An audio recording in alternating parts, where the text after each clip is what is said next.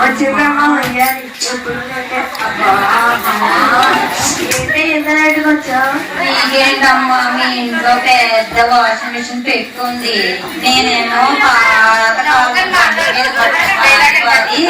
చేతులు నొప్పి వచ్చేస్తున్నాయి. అది అందరికుండే బాధలే ఉండవమ్మా. అన్నట్టు చెప్పడం మర్చిపోయాను, ఆ సృజన లేదు నేనంట ఇక్కడ అక్కడ అక్కడ ఇక్కడ చెప్తున్నానంట. నేను పెద్ద సాడిస్తున్నంట. ఏంటి అంటున్నావు? ఏంటో ఈ మధ్యలో అందరి వాళ్ళు నా మీదే.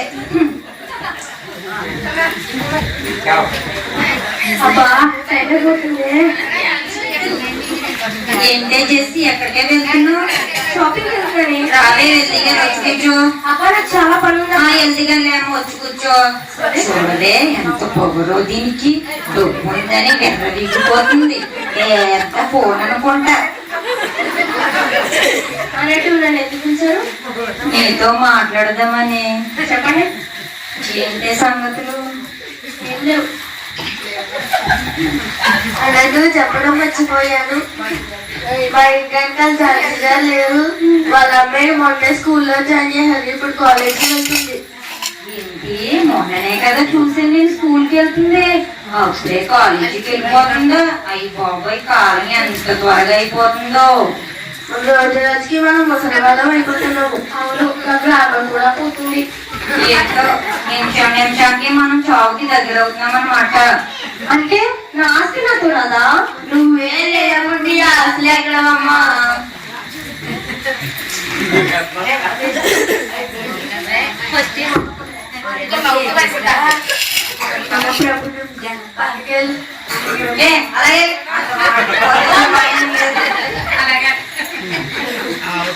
అదెందుకే తీసుకున్నావు? చెత్త కుండీలో పడేగా.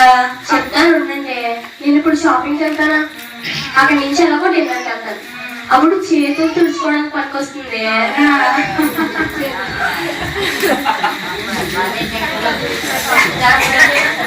బయట జాగ్రత్తగా లేరు. మొన్నే వాళ్ళ అమ్మాయి స్కూల్లో జాయిన్ చేశారు, అప్పుడే కాలేజీకి వెళ్తుంది. ఏంటి మొన్ననేగా స్కూల్కి వెళ్తుంది, అప్పుడే కాలేజీకి వెళ్ళిపోతుందా? కాలం ఎంత తొందరగా అయిపోతుందో. రోజు రోజుకి మనం ముసలివాళ్ళం అయిపోతున్నాం. అవును, గ్రామం కూడా పోతుంది. నిమిషం నిమిషం మనం చావుకి దగ్గర అవుతున్నాం అన్నమాట. అంటే నా ఆస్తి నాతో రాదా? నువ్వే లేనప్పుడు ఈ ఆస్తి ఎక్కడమ్మా? ఎక్కడికి వెళ్ళిపోతున్నావు? చదివే మనం షాపింగ్ వెళ్ళి అటు నుంచి అదేదో స్టార్ అంట 5 స్టార్కి వెళ్ళి బాగా తింటాం.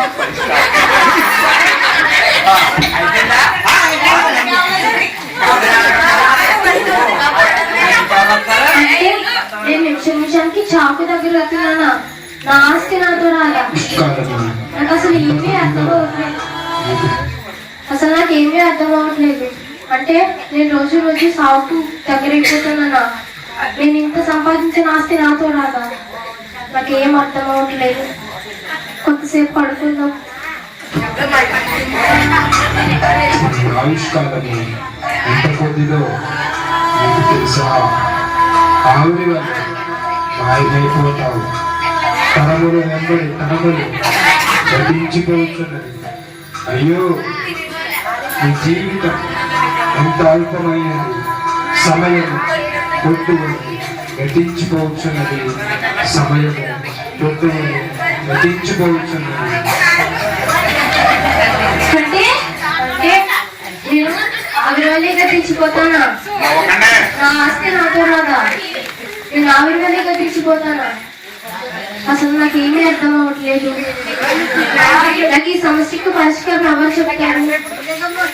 నాకు తెలిసిన సైంటిస్ట్ ఉన్నారు కదా, ఆవిడ దగ్గరికి వెళ్దాం.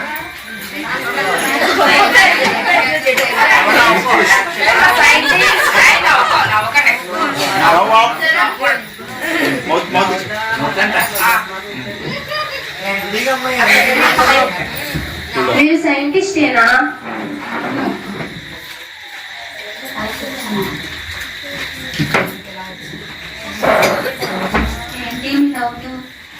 నాకు ఒక చిన్న సందేహం ఉందండి, మీరు తీరుస్తారని వచ్చాను. అసలు దేవుడు అనేవాడు ఉన్నాడా? ఎందుకు వచ్చిందమ్మా ఈ డౌట్ మీకు? నాకు ఎందుకో తెలియదు కానీ నా ఆస్తి నాతో రాదు, మేము చావుకి దగ్గర అయిపోతున్నామని నా స్నేహితులు చెప్పారు. అసలు దేవుడు అనేవాడు ఉన్నాడా? నీకు ఈ డౌట్ ఎందుకు వచ్చిందో తెలియదు కానీ ఈ డౌట్ మాత్రం నిజం. ఆకాశం, సూర్యుడు, చంద్రుడు, నక్షత్రాలు వాటి స్థానంలో అవి ఉంటూ వాటి పంటంతటికి ఒక సృష్టికర్త ఉన్నాడని అర్థమవుతుంది. అలాంటప్పుడు దేవుడు అనేవాడే ఉంటే మనం ఎందుకు చనిపోతున్నాం? మనకి ఇష్టమైన వారు ఎందుకు చనిపోతున్నాం? చావడాలు బ్రతకాలు నాకు ఏం తెలుస్తాయమ్మా, వెళ్ళి డాక్టర్ని కలు.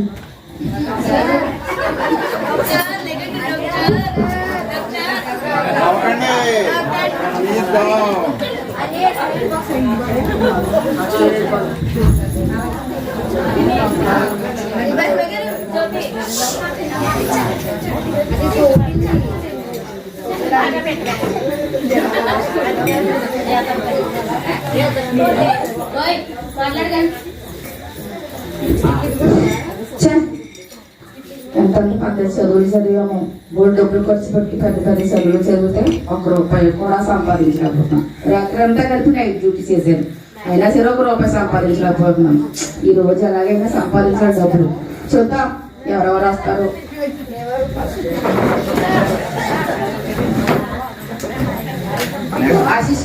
అసిస్టెంట్ ఈ అసిస్టెంట్ ఎక్కడ తెచ్చాడు? నెల వచ్చినప్పుడు జీతం మాత్రం కరెక్ట్ గా కూర్చుకుంటాడు, డ్యూటీ మాత్రం చేయడు. ఎవరమ్మా బయట? నెక్స్ట్ రండి. బాబోయ్ అమ్మోయ్ కొడుకు నొప్పి. హలో ఎవరండి? చెప్పండి, ఏంటి మీ కంప్లైంట్? కొడుకు నొప్పి డాక్టర్. ఏం తిన్నారు? నిన్న 2 మ్యాక్ కాళ్ళు, 2 మ్యాక్ చేతులు తిన్నాను డాక్టర్.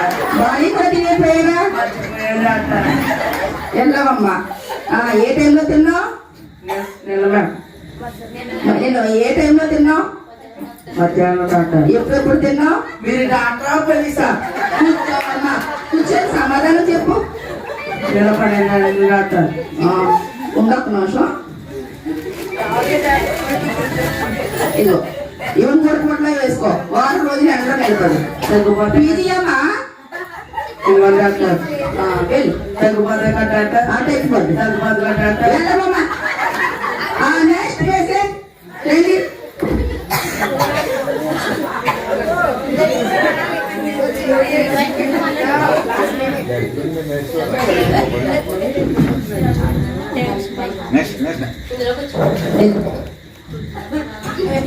ఏంటమ్మా చూసుకుంటున్నావు?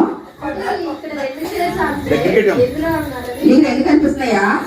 నీకు ఏది కనిపిస్తుంది? అందులో కూర్చో.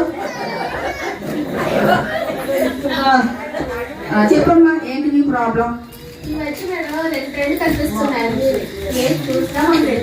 ఎలా చెప్పగలుగుతున్నావు? కాఫీ తేడా అంటే వాడిని 2 కాఫీలు తెచ్చాను. ఇదేంటి, నేను ఒకటే కదా ఆర్డర్ చేస్తాను, 2 బయట అంటే ఒకటే గోగుల్ క్లాస్ కొట్టాడు. కన్ఫర్మ్ గా మీకు తెలుస్తుంది, డౌట్ లేదు.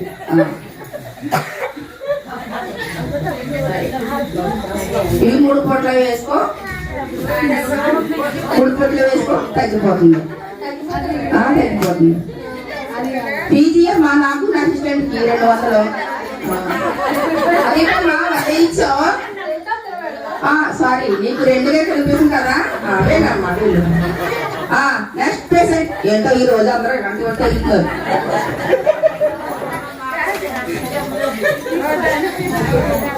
చెప్పండి, ఏంటమ్మా మీ బాధ? నాకు ₹1,00,000 అప్పు తీర్చారు. అమ్మా, నేను ఉండేది మీ ఒంట్లో రోగాలు తగ్గించడానికి కానీ మీ అప్పులు తీర్చడానికి కాదు. మీ కంప్లైంట్ ఏంటో చెప్పండి. ఒంట్లో బాధ అప్పుడప్పుడు వామిటింగ్ వస్తున్నట్టు, కళ్ళు తిరుగుతున్నట్టు, టైర్ అయిపోతున్నాడు. ఏం చేయాలి? ఏం చేయాలి నాకు అర్థం అవుతుంది. ఇది పిచ్చికి సంబంధించింది, ట్యాబ్లెట్లు రాస్తున్నాను. అదేమ్మా, నీకోసమే కదా రాస్తున్నాను, నీకోసమే. ఆగొక ఈ ట్యాబ్లెట్లు జాగ్రత్తగా వేసుకోమ్మా. ఇప్పుడు డైలీ సీరియల్స్ రాసారేంటి? మీరు ముందు ఆ సీరియల్స్ చూడటం మానేస్తే ఆటోమేటిక్ గా మీ పిచ్చి తగ్గిపోతుంది. Next patient. ఏంటి ఈ రోజు అందరూ ఇలాంటి వాళ్ళే తగ్గుతున్నారు? ఏంటో ఫోన్ అన్నా చూసుకుందాం, ఫోన్ అన్నా చూసుకుందాం.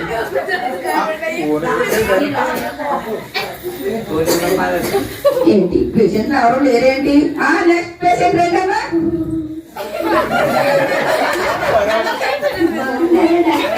బాగున్నాను, మీరు బాగున్నారా? కూర్చోండి. మిమ్మల్ని ఎప్పుడు చూసినట్లేదు. మీరు అంత దూరం నుంచి వస్తే మీకు ఎవరు ట్రీట్మెంట్ చేయలేదమ్మా? అదేదో కిరోనా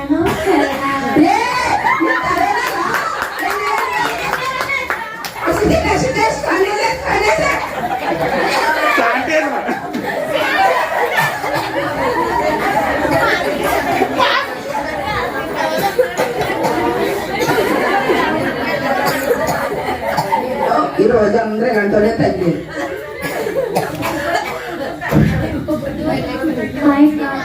హాయ్ రా, ఏంటి ఇలా వచ్చావు? ఫోన్ చేస్తే నేనే వచ్చేదాకా. ఒకదాన్ని తీర్చగలమని వచ్చాను. ఏంటి చెప్పమ్మా.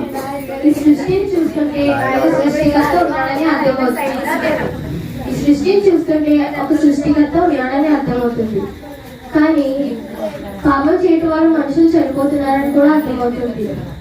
మంచివారు ఎందుకు చనిపోతున్నారు డాక్టర్? పాపం చేసిన వారు కదా చనిపోవాలి. అసలు దేవుడు అనేవాడు ఉన్నాడా? దేవుడు అనేవాడే ఉన్నాడు, లేకపోతే ఈ సృష్టి లేదు, మానవం లేదు. అడుగులేవు కాబట్టి నేను చెప్తున్నాను. 1000 కోట్ల ఆస్తులున్నా ఎంత మంచి మనిషి అయినా సరే చనిపోవలసిందే. అలాగే 1000 రూపాయలు సంపాదించే సాధారణ మనిషి అయినా చనిపోవలసిందే. కానీ ఒక మాట మాత్రం నిజం, పాపానికి జీతం మరణం. ఇది మనం అందరము నమ్ముకుని దేవుణ్ణి నమ్ముకుంటే మంచిది.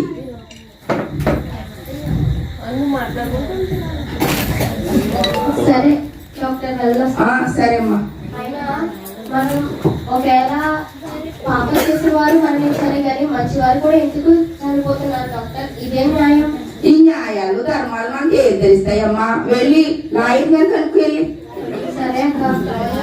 ఈ రోజు కూడా పేషెంట్ రాలేదు, డబ్బులు కూడా రాలేదు, అంతే వెళ్ళిపోతున్నాను.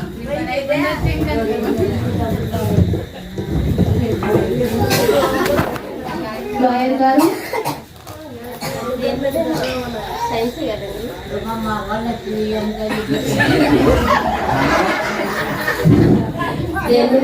చేయాలండి?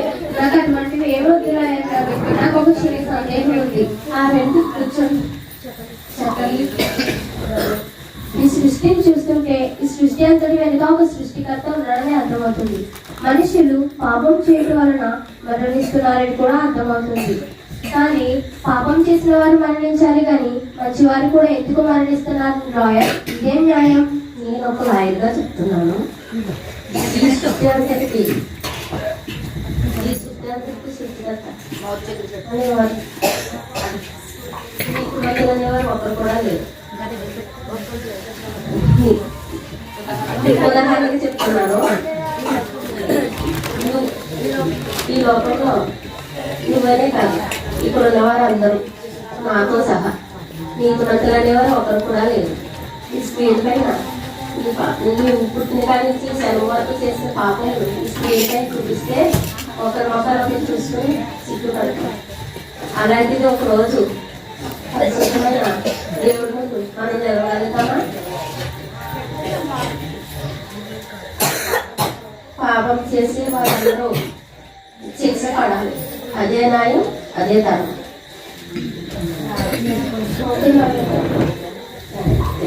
అంటే నేను పాపం చేశాను, పాపం చేయడం వల్ల నేను మరణిస్తాను. నన్ను కాపాడేవారు ఒక్కరూ లేరా? నా కొరకు ఒక్కరైనా లేరా? నేను ఇంత డబ్బు సంపాదించానే, ఈ డబ్బు ఏది నాతో రాదా? ఇవన్నీ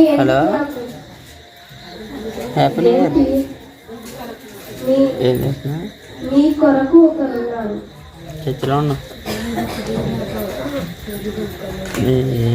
సరే మానవుడు జన్మతః పాపి.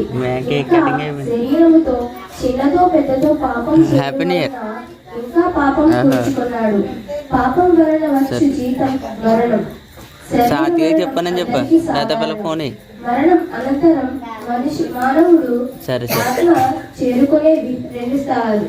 ఒకటి పాపం వలన వచ్చు నిత్య నరకం, అక్కడ అగ్ని ఆరదు, దేహం చావదు. మామూలుగా అక్కడ భయంకరమైన యాతన.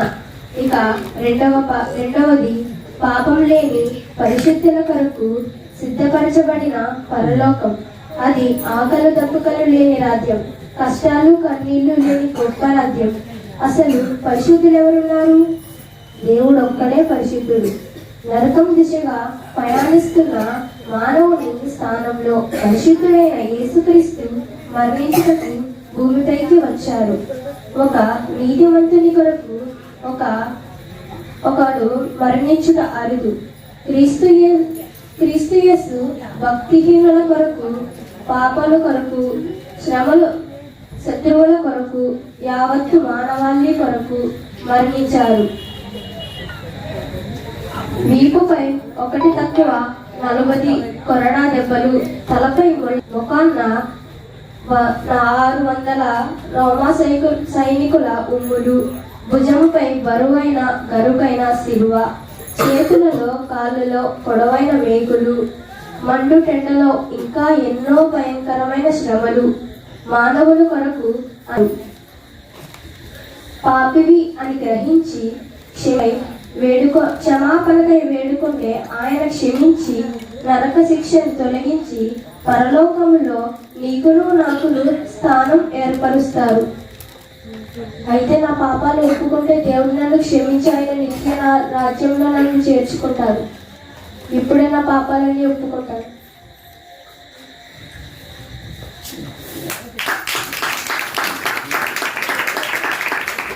హల్లెలూయా. మంచిగా చాలా బాగా